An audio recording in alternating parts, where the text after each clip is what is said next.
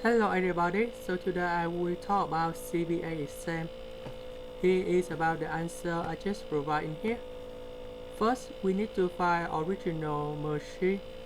We need to calculate about original cost minus accumulated depreciation.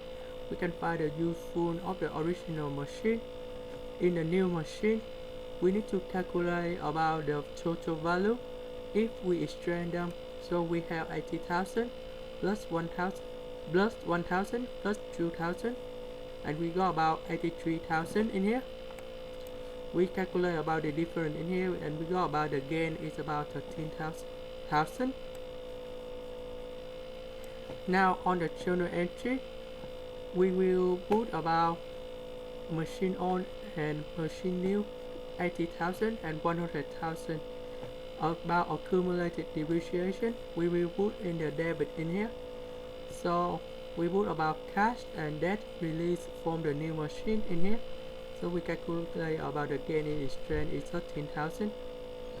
So that's the end. Thank you for watching.